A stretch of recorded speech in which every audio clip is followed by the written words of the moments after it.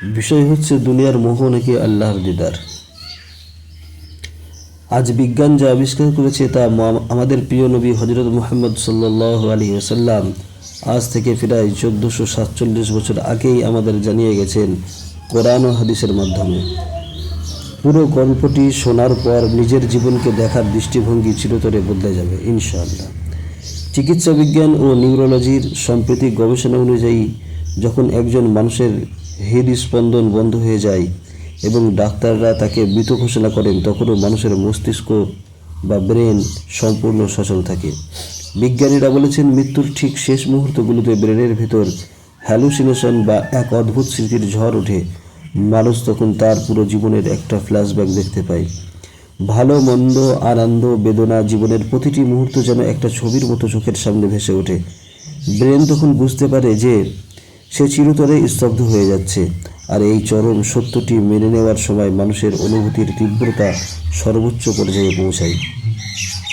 আসুন এবার জানি আমরা যে ইসলাম কি বলেছে।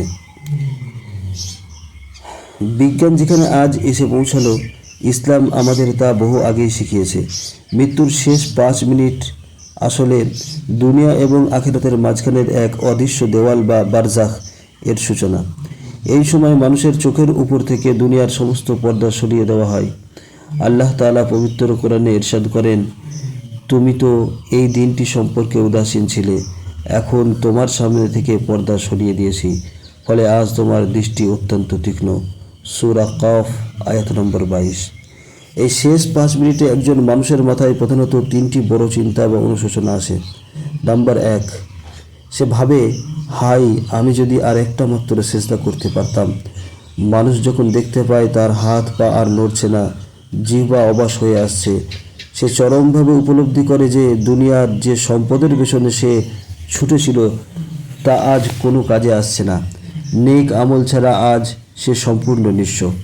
নাম্বার 2, ফেরেশতাদের আগমন ও নিজের ঠিকানা সশককে দেখতে পাওয়া। হাদিস শরীফে এসেছে, মৃত্যুর ঠিক আগ মুহূর্তে মানুষের সামনে মালাকুল মউত এবং তার সঙ্গে অন্যান্য ফেরেশতারা হাজির হন। হযরত বারা ইবনে আযিব রাদিয়াল্লাহু তাআলা আনহু থেকে বর্ণিত দীর্ঘ হাদিসে রাসূলুল্লাহ সাল্লাল্লাহু আলাইহি সাল্লাম বলেছেন, কোনো মুমিন বান্দা যখন দুনিয়া থেকে বিদায় নিয়ে আখিরাতের দিকে রওনা হয়, তখন আকাশ থেকে উজ্জ্বল ও শ্বেত শুভ্র চেহারার ফেরেশতারা জান্নাতি কাফন ও সুগন্ধি নিয়ে আসেন এবং তার চোখের সীমানা পর্যন্ত বসে যান।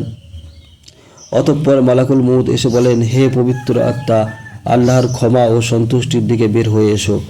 আর যখন কোনো পাপিষ্ঠ বা কাফের বান্দার বিদায় লগ্নে ফেরেশতারা আসেন, তখন তাদের চেহারা থাকে অন্ধকার এবং তারা জাহান্নামের খসখসে কাপড় নিয়ে আসেন। মুসনাদ আহমদের বর্ণনা। এই শেষ কয়েক মিনিট একজন মানুষ পরিষ্কার দেখতে পায় সে জান্নাতি নাকি জাহান্নামী। জান্নাতি হলে তার আত্মা অত্যন্ত শান্তির সাথে বের হয়ে আসে, আর পাপিষ্ঠ হলে তীব্র যন্ত্রণার সৃষ্টি হয়। নাম্বার 3, আমাকে আর একটু সময় দেওয়া হোক। মানুষ তখন বলতে থাকে ফেরেশতাদের, আমাকে আর একটু সময় দেওয়া হোক।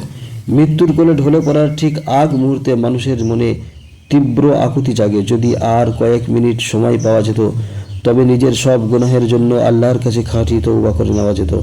মানুষের মনে হয়, হাই, আমি যদি আমার সমস্ত সম্পদ আল্লাহর রাস্তায় দান করে দিয়ে যেতে পারতাম, কিন্তু ততক্ষণে বড্ড দেরি হয়ে গেছে। আমাদের জন্য এই গল্প থেকে শিক্ষণীয় বিষয় হচ্ছে, আজ এই গল্পটি আপনি শোনার পরে আপনার ফুসফুসে এখনো বাতাস আছে, আপনার হৃদপিণ্ড এখনো সচল আছে, তার মানে আপনার সেই শেষ মুহূর্ত এখনো আসেনি। আল্লাহ আপনাকে তওবা করার সুযোগ দিয়েছেন। রাসূলুল্লাহ সাল্লাল্লাহু আলাইহি ওয়াসাল্লাম বলেছেন, তোমরা বেশি বেশি করে লজ্জত ধ্বংসকারী জিনিসের অর্থাৎ মৃত্যুর স্মরণ করো। জামে তিরমিজির হাদিস। আমরা কি সত্যিই প্রস্তুত সেই মুহূর্তটার জন্য, যখন হযরত আজরাইল আলাইহিস সালাম আমাদের সামনে এসে দাঁড়াবেন? তখন আমাদের শেষ চিন্তাটা কি হবে, দুনিয়ার মোহ নাকি আল্লাহর দিদার? আসসালাম।